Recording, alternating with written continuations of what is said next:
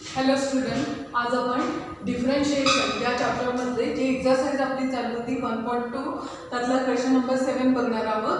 या क्वेश्चनमध्ये काही फॉर्म्युलेचा यूज तुम्हाला करायचा आहे. जो आपण परवा फॉर्म्युले बघितले त्यातल्या काही फॉर्म्युलांचा यूज होईल. त्याचबरोबर तुम्हाला 2 थीटाचे सुद्धा फॉर्म्युले यूज करायचे. त्यातला जो पहिला क्वेश्चन आहे तो आपण बघूया. टर्म दिलेली आहे y is equal to cot inverse of cot of e raise to 2x च्या फॉर्ममध्ये, e रेज टू x स्क्वेअरच्या फॉर्ममध्ये, e रेज टू x स्क्वेअरच्या फॉर्ममध्ये ही टर्म आहे. टेक्निकली जर टर्म बघितली तर शेजारी शेजारी तुम्हाला इन्व्हर्स फंक्शन आणि ट्रिग्नोमेट्रिक फंक्शन दिसतात. याचा अर्थ तुम्हाला ही जी टर्म आहे ती आपले जे फॉर्म्युलेज आहेत त्यांचा यूज करून सिम्प्लिफिकेशन करून मगच त्याला डिफरन्शिएट करायचं आहे.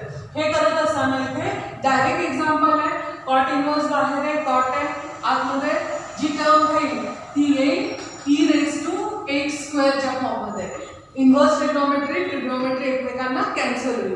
ही y ची जी व्हॅल्यू राहिली आहे ती आता आपण सिम्प्लिफाय करायची, ही डिफरन्शिएट करायची आहे विथ रिस्पेक्ट टू x. तर अपोजिट फंक्शन आहे. एक्सपोनेन्शियल फंक्शनचा डेरिव्हेटिव्ह सुरुवातीला यूज करायचा. डेरिव्हेटिव्ह होईल dy by dx is equal to e raise to function as it is into derivative of function. हे डायरेक्ट घेतलं तरी चालेल.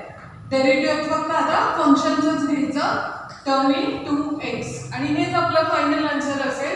लिहिताना टर्म फक्त 2x ची जी व्हॅल्यू आहे ती आपण पुढे लिहून घेऊया आणि e raise to x square नंतर लिहून घेऊया. हेच फायनल आन्सर आहे. सो टेक्निकली या प्रॉब्लेममध्ये तुम्हाला इन्व्हर्स फंक्शन आणि ट्रिग्नोमेट्रिक फंक्शन शेजारी शेजारी दिसेल. याच पद्धतीने क्वेश्चन नंबर 7 जो आहे तो सॉल्व्ह करायचा आहे. ट्रिग्नोमेट्रिक व्हॅल्यू ही आतमध्ये तुमची येणार आहे, ती ज्या पद्धतीने येईल त्या पद्धतीने फॉर्म्युला यूज करायचा आहे. आता पुढच्या प्रॉब्लेममध्ये आपल्याला टर्म दिसते y equal to cosec inverse of 1 upon cos of 5 raise to x च्या फॉर्ममध्ये. इथे 1 अपॉन कॉस ची टर्म आहे आणि 1 अपॉन कॉस रेसिप्रोकल घेतला जातो with it sec of 5 raise to x. आता बाहेरची टर्म आहे कोसेक आणि आतली टर्म आहे सेक. याचा अर्थ आपल्याला जे फॉर्म्युले आपण अलाइड अँगलनी सिम्प्लिफाय केले होते किंवा बघितले होते त्याचा यूज करावा लागेल. ही जी टर्म आहे ती जोपर्यंत सेक येत नाही, कोसेक येत नाही तोपर्यंत आपल्याला सिम्प्लिफिकेशन करावं लागेल. आणि सेकचा रेशो आपल्याला कोसेक हवा आहे. याचा अर्थ π/2 मायनस थीटाशी आपण कंपॅरिझन करणार आहे. इथे जो थीटा दिलेला आहे तो 5 रेज टू x आहे, त्यामुळे ती टर्म येईल आणि त्या पद्धतीने सिम्प्लिफिकेशन घ्यायचं. So cosec inverse of π/2 minus 5 raise to x. जे आपण फॉर्म्युले बघितले ट्रिग्नोमेट्रिक फंक्शनचे, इन्व्हर्स ट्रिग्नोमेट्रिक फंक्शनचे, ते यूज करून आपण ही सिम्प्लिफिकेशन व्हॅल्यू मिळवली बाय युजिंग अलाइड अँगल. आता कोसेक इन्व्हर्स आणि आतमध्ये कोसेक आहे, परत इन्व्हर्स ट्रिग्नोमेट्री एकमेकांना कॅन्सल होईल आणि टर्म फक्त शिल्लक राहील π/2 मायनस 5 रेज टू x. हे त्याचं सिम्प्लिफिकेशन झालं. आता ह्याला डिफरन्शिएट करायचं with respect to x. So differentiate with respect to x. कॉन्स्टंटचा डेरिव्हेटिव्ह 0 येतो, त्यामुळे पहिली जी टर्म आहे π/2 त्याचा डेरिव्हेटिव्ह येईल 0 मायनस 5 रेज टू x. चा आपला डायरेक्ट फॉर्म्युला आहे a रेज टू x चा, तो यूज करायचा. So 5 raise to x as it is into log of base. So value येईल minus 5 raise to x into log of 5. ही जी term आहे ती आपण खाली लिहून काढूया आणि हेच आपल्या डेरिव्हेटिव्हचं आन्सर असेल. सो टेक्निक पहिल्या ह्याच्यात तुम्हाला डायरेक्ट कॉटला इन्व्हर्स होता आणि म्हणून कॅन्सल होऊन डायरेक्ट टर्म आली. इथे मात्र आपण काय केलं, जी टर्म आली आहे ती वेगळ्या अपोजिट फॉर्ममध्ये आलेली आहे आणि अपोजिट फॉर्ममध्ये आल्यामुळे त्याला अलाइड अँगलची कन्सेप्ट जी आहे ती यूज करावी लागली. त्याच्यानुसार जो ट्रिग्नोमेट्री आणि इन्व्हर्स ट्रिग्नोमेट्रीचा फॉर्म आला आहे तो कॅन्सल झाला आणि मग नंतर त्याला आपण डिफरन्शिएट करून घेतलं. आता पुढच्या प्रॉब्लेममध्ये अजून थोडीशी टेक्निक वेगळी आहे. याच्यामध्ये तुम्हाला y is equal to term दिली आहे कॉस इन्व्हर्स ऑफ टर्म आहे square root of 1 plus cos x upon 2 च्या फॉर्ममध्ये. या स्टेपला किंवा या प्रॉब्लेमला सॉल्व्ह करण्यासाठी टेक्निक 2 थीटाची फॉर्म्युल्याची व्हॅल्यू यूज करून सॉल्व्ह करावं लागेल. 2 थीटाचा जो फॉर्म्युला आहे तो आपण टेक्निकली अशा पद्धतीने घेतो. इथे लिहून दाखवतो मी इथं 1 प्लस कॉस 2 थीटा ची टर्म येते आपली 2 कॉस स्क्वेअर. हाफ अँगल घेतला जातो. इथे जर 2 थीटा असेल तर तिथे त्याचा हाफ होतो. इथे जर सिंगल थिटा असेल तर इथे आपण त्याचा हाफ घेताना θ/2 करणार आहोत. तसंच 1 मायनस कॉस 2 थिटाची व्हॅल्यू आपली येते 2 sine square theta. Half angle परत एकदा कन्सिडर करू. इथे न्यूमरेटरला तिथे दिसेल टर्म 1 प्लस कॉस एक्सच्या फॉर्ममध्ये. याचा अर्थ त्याचा हाफ अँगल आपल्याला कन्सिडर करायचा आणि मग सिम्प्लिफिकेशन फॉर्ममध्ये ती टर्म येईल cos inverse of square root of 2 cos square x/2 upon हा जो 2 आहे तो ॲज इट इज. सिम्प्लिफिकेशन करा. 2 ला 2 कॅन्सल होईल. Cos inverse of term is square root of cos square x/2. Square and square root get cancel. So term is cos of x/2. आणि आता cos inverse आणि cos ही term शेजारी शेजारी आल्यामुळे inverse trigonometry get cancel. We get x/2. आता हे झालं simplification. त्याच्यानंतर आपण यूज करणार आहोत डेरिव्हेटिव्हचा फॉर्म्युला. सो डेरिव्हेटिव्ह घ्यायचा आहे ह्या टर्मचा dy/dx. कॉन्स्टंट जो आहे कोएफिशियंट तो ॲज इट इज आहे. कोएफिशियंट काय आहे या केसमध्ये 1/2. So 1/2 coefficient as it is. फक्त एक्सचा डेरिव्हेटिव्ह घ्यायचा विच इज 1. याचा अर्थ डेरिव्हेटिव्हचं जे आन्सर आहे ते आपल्या येईल 1/2 च्या फॉर्ममध्ये. सो हे लक्षात आलं असेल. तिन्ही प्रॉब्लेम वेगळे आहेत. ह्याच्यामध्ये डायरेक्ट आपण सिम्प्लिफिकेशन केलं. ह्याच्यामध्ये आपण अलाइड अँगलचा यूज केला. जो रेशो आहे तो चेंज झाला आणि मग सिम्प्लिफिकेशनचा डेरिव्हेटिव्ह घेतला.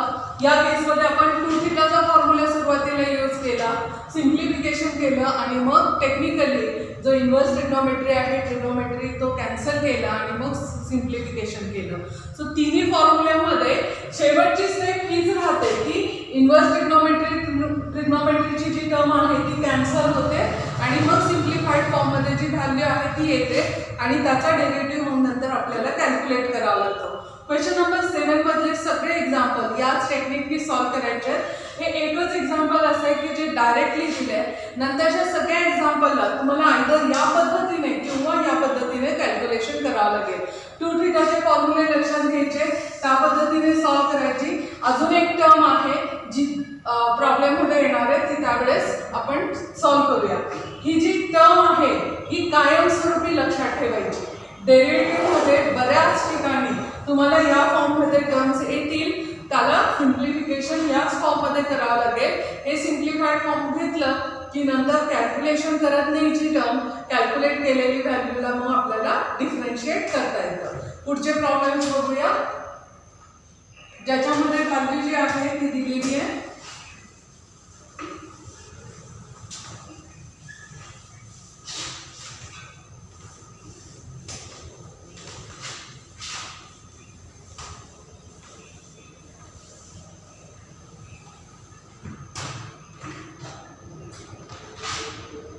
टर्म आहे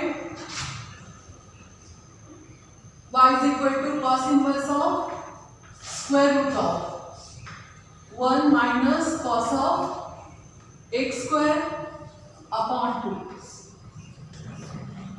आता ह्या टर्म मध्ये परत एकदा व्हॅल्यू जी दिलेली आहे ती cos इनवर्स आणि इथे रूट आहे आतमध्ये एक टर्म आहे.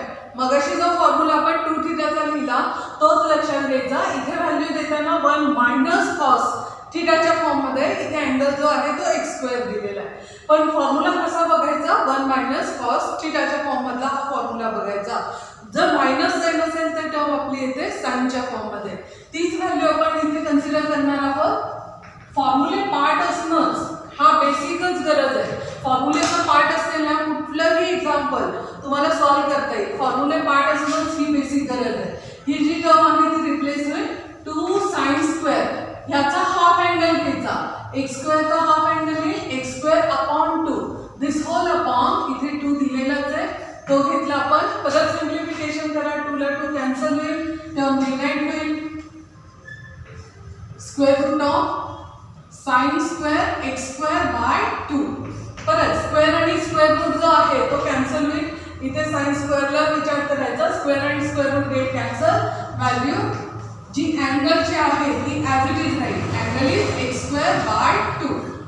आता व्हॅल्यू कशी आली आहे कॉस इनवर्स ऑफ साइन आली आहे. आता ह्या साइनला मला कन्वर्ट करायचं आहे कॉसच्या फॉर्ममध्ये. जेणेकरून आपल्याला सिम्प्लिफिकेशन करता येईल.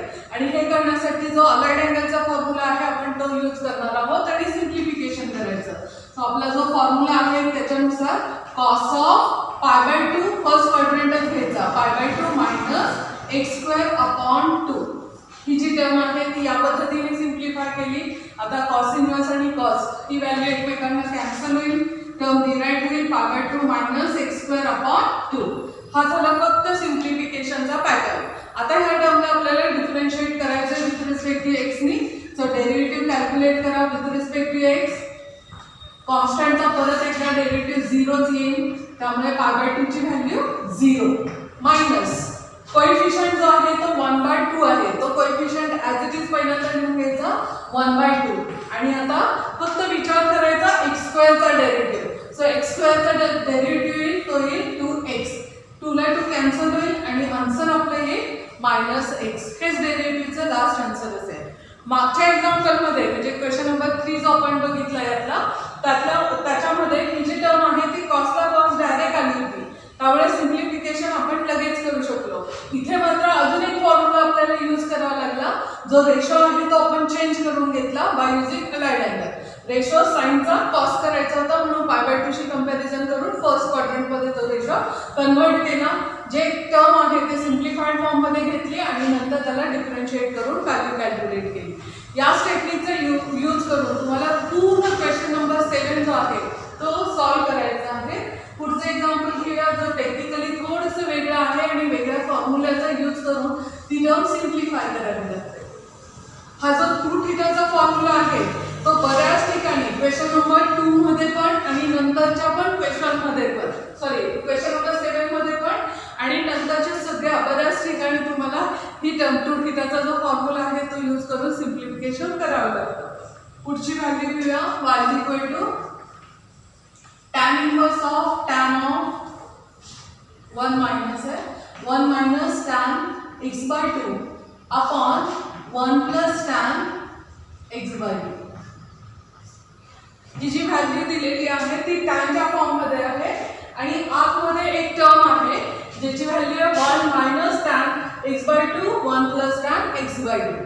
आता याचा अर्थ इथे जर टॅन इन्व्हर्स आहे तर आतमध्ये टॅन आलं पाहिजे तरच आपल्याला पुढची स्टेप करता येईल. आणि हे करण्यासाठी तुम्हाला हा एक फॉर्म्युला झाला होता. आपण एक प्रॉब्लेम 11वी मध्ये सॉल्व्ह केला होता याच्यावर बेस असलेला. त्या प्रॉब्लेमचं जे आन्सर येतं तो एक फॉर्म्युला होता म्हणून मी तुम्हाला चौकन करून सांगितलं पण होतं. तुमच्या 11वीच्या जर वह्या तुम्ही बघितल्या तर लक्षात येईल, किंवा जर आता नसेल तर हा फॉर्म्युला म्हणून घ्यायचा 1 minus tan θ upon 1 plus tan θ. अशी जर व्हॅल्यू असेल, इथे अँगल कसाही असेल, अँगल 2θ असेल किंवा कशाही फॉर्ममध्ये असला तरी हाच फॉर्म्युला यूज करायचा. तर जर न्यूमरेटरला मायनस असेल तर याचा आन्सर आहे tan ऑफ π/4 मायनस θ. π/4 मायनस θ ही जी टर्म आहे ती खरं तर आपण 11वीत सॉल्व्ह केलेली आहे. LHS RHS थ्रू दॅट त्या टर्ममध्ये ही टर्म आपण सॉल्व्ह केली आहे. पण जर लक्षात नसेल तर हा एक फॉर्म्युला म्हणून एक्सेप्ट करा किंवा 11वीच्या वह्या काढून चेक करून घ्या. पुस्तकामध्ये सुद्धा हा फॉर्म्युला म्हणून किंवा प्रूव्ह दॅटच्या प्रॉब्लेम्समध्ये ही टर्म दिलेली आहे. ह्याच्यामध्ये जेव्हा आपण न्यूमरेटरला मायनस होता तर इथे मायनस साईन घेतली. जर न्यूमरेटरला प्लस आणि खाली मायनस असं अपोजिट टर्म असेल तर इथे घेताना प्लस साईन येईल. ॲक्च्युली हा tan a प्लस b चा फॉर्म्युला आहे आणि tan a प्लस b मध्ये π/4 साठी tan ची व्हॅल्यू असते 1. त्यानुसार हे सिम्प्लिफिकेशन केलेलं आहे. हे लक्षात ठेवायचं. न्यूमरेटरला जी साईन आहे तीच साईन घ्यायची. न्यूमरेटरला साईन जर प्लस असेल तर तिथे प्लस येईल, त्याच्या अपोजिट साईन नेहमीच खाली डिनॉमिनेटरला असते. त्या पद्धतीनेच त्याचं सिम्प्लिफिकेशन होईल. त्या फॉर्म्युलाचा यूज करून ही टर्म आता आपण सॉल्व्ह करणार आहोत. व्हॅल्यू tan ऑफ π/4 मायनस इथे अँगल दिलाय x/2, सो x/2 आणि मग परत इन्व्हर्स ट्रिग्नोमेट्री कॅन्सल, व्हॅल्यू येईल π/4 मायनस x/2. ही y ची टर्म झाली. आता ह्याला डिफरन्शिएट करा with respect to x. Derivative येईल ह्याचा, कॉन्स्टंटचा डेरिव्हेटिव्ह 0, कोएफिशियंट 1/2 आहे तो coefficient as it is, derivative of x is 1. तो न लिहिता हीच फायनल व्हॅल्यू आपली कन्सिडर झाली. सो फॉर्म्युलांचाच खेळ आहे. मी सारखं सारखं तेच सांगते आहे. फॉर्म्युलेचं पार्ट असेल ना, कुठलंही एक्झाम्पल तुम्हाला व्यवस्थित सॉल्व्ह करता येईल. फॉर्म्युले पार्ट असणं गरजेचं आहे. कुठल्याही ट्रिग्नॉमेट्रिक व्हॅल्यूचा जो फॉर्म्युला आहे तो टेक्निकली तुम्हाला कळला पाहिजे आणि ते जर व्यवस्थित कळत असेल तर कुठलाही प्रॉब्लेम मी जरी नाही सॉल्व्ह करून दिला तरी चालतो. इतके सोपे ते प्रॉब्लेम आहेत. फक्त फॉर्म्युले पार्ट करा. नेक्स्ट प्रॉब्लेम जो आहे तो घेऊया. टर्म आहे y is equal to cosec inverse of 1 upon 3 like 4 cos cube 2x minus 3 cos 2x. हा जो प्रॉब्लेम आहे त्याच्यामध्ये खालची डिनॉमिनेटरची जी टर्म आहे ती जर नीट ऑब्झर्व केली तर डिनॉमिनेटरची टर्म एक फॉर्म्युला आहे आपला. डिनॉमिनेटरच्या टर्मसाठी फॉर्म्युला यूज करायचा. जो फॉर्म्युला आहे तो जर टर्म नीट बघितली four into cos cube theta minus 3 into cos theta अशी जर फॉर्म्युल्याची व्हॅल्यू लक्षात आली तर तुम्हाला लक्षात येईल की ही जी डिनॉमिनेटरची टर्म आहे तो 3 थिटाचा आपला फॉर्म्युला आहे. Cos 3 theta. आता थिटाच्या अँगल व्हॅल्यू इथे काय दिलेली आहे 2x. त्यामुळे 2x ने ती टर्म रिप्लेस करायची. So 1 upon cos reciprocal form येईल सेक ऑफ. इथे सिम्प्लिफिकेशन करा व्हॅल्यू 6x सेक 6x या फॉर्म मध्ये ही टर्म आली. बाहेर आहे कोसेक, आतमध्ये आहे सेकची टर्म. व्हॅल्यू जी आहे ती परत ही आपल्याला कोसेकच्या फॉर्म मध्ये कन्वर्ट करून घ्यावं लागेल बाय युजिंग अलाइड अँगल किंवा π/2 शी कंपॅरिझन करून घ्यायची. तर cosec of π/2 minus 6x first quadrant मध्ये रेशो ठेवला आणि ही जी टर्म आहे ती आता झाली कोसेक इन्व्हर्स आणि कोसेकच्या फॉर्म मध्ये. Inverse trigonometry get cancel. Answer याचा येईल π/2 मायनस 6x. त्याला डिफरन्शिएट करूया विथ रिस्पेक्ट टू x नी. Derivative of constant is 0. त्यामुळे पहिल्या टर्मची व्हॅल्यू 0 येईल आणि दुसरी जी टर्म आहे ती डायरेक्ट सॉल्व करा. मायनस 6x कोइफिशियंट आहे minus 6x as it is एक्सचा डेरिव्हेटिव्ह 1. त्यामुळे आन्सर फायनल आलं आपलं मायनस 6 या वेळी. सो डेरिव्हेटिव्ह काढणं एकदम सिंपल आहे. प्रॉब्लेम कुठे येतो जी व्हॅल्यू आपल्याला प्रॉब्लेम सॉल्व करताना फॉर्म्युलेशनची लागणार आहे तिथे बेसिक प्रॉब्लेम आहे. डेरिव्हेटिव्ह एका स्टेपमध्ये तुम्हाला येईल. कुठली हे प्रॉब्लेम व्हॅल्यू मागचे पण एक्झाम्पल आता बघितले आपण तेही एक्झाम्पल बघितले तर लक्षात येईल प्रॉब्लेम लगेच डिफरन्शिएट होतो. फक्त फॉर्म्युला यूज करणं तुम्हाला व्यवस्थित जमलं पाहिजे. फॉर्म्युला व्यवस्थित जमला टेक्निकली प्रॉब्लेम लगेच सॉल्व होतो. एक अजून एक्झाम्पल घेऊया.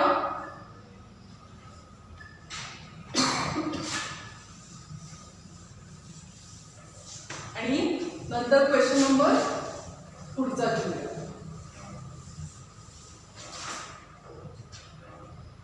या स्टाईलमध्ये बरेच प्रॉब्लेम्स आहेत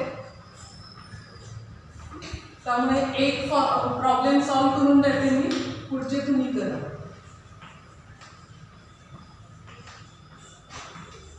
टर्म आहे कॉट इन्व्हर्स ऑफ आणि आपली व्हॅल्यू दिलेली आहे sin 3x upon 1 plus cos 3x च्या फॉर्म मध्ये.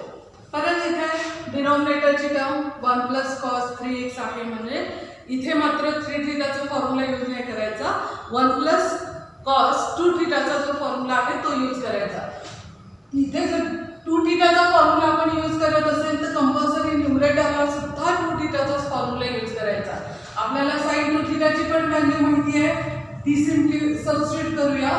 टर्म होईल इथे 2 sin थिटा बाय 2 असतो. So 3x/2 into cos 3x/2 हा आपला 2 थिटाचा फॉर्म्युला यूज झाला sin 2 थिटाचा फॉर्म्युला.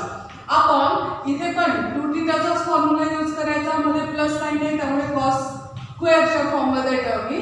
अँगलचा हाफ अँगल घ्यायचा. आता ह्याला सिम्प्लिफाईड फॉर्ममध्ये आणायचं. सिम्प्लिफिकेशन करा. 2 ला 2 कॅन्सल. x स्क्वेअरला हा जो कॉस आहे तो कॅन्सल होईल. सो न्यूमरेटरला sin 3x/2 आणि डिनॉमिनेटरला हा 2 ला हा 2 कॅन्सल झाला. डिनॉमिनेटरला एक कॉस शिल्लक राहील अँगल सेम आहे, अँगल सेम आहे, त्यामुळे साइन अपॉन कॉस करून घ्यायची. साइन अपॉन कॉसची व्हॅल्यू येते tan 3x/2. आता बाहेरची ट्रिग्नोमेट्री इन्व्हर्स ट्रिग्नोमेट्री आहे कॉट, हा आहे टॅन. त्याला चेंज करायचं by using allied angle. So पाय/2शी कंपॅरिझन करणार आहोत आपण. तर मी कॉट ऑफ पाय/2 मायनस अँगल जो दिलेला आहे तो घ्यायचा. सो ही जी अँगलची व्हॅल्यू आहे 3x/2. परत इन्व्हर्स ट्रिग्नोमेट्री कॅन्सल आणि टर्म जी आहे ती रिराईट करून घेतली. आता या स्टेजला ह्याला डिफरन्शिएट करायचं with respect to x. Derivative जो आहे तो फक्त कॉन्स्टंटचा 0 करून कोएफिशियंटचीच व्हॅल्यू आहे. सो कोएफिशियंटची जी व्हॅल्यू आहे ती येईल मायनस साइन असल्यामुळे -3/2. एक्सचा डेरिव्हेटिव्ह 1, त्यामुळे आन्सर आपला आलं -3/2. याच टेक्निकनी क्वेश्चन नंबर 7चे सर्व एक्झाम्पल ॲज अ एक्झरसाइज म्हणून ॲज अ होमवर्क म्हणून तुम्ही सॉल्व करायचे. हे होमवर्कचे जे टर्म्स आहेत पुस्तकं सगळ्यांकडे आहेत, त्यामुळे होमवर्कच्या जेवढ्या व्हॅल्यूज इथून पुढचे जे प्रॉब्लेम्स आहेत ते सॉल्व करा, किंवा याच्या व्यतिरिक्त राहिलेले जे प्रॉब्लेम्स आहेत ते सॉल्व करा आणि मला सेंड करा माझ्या व्हॉट्सअप नंबर.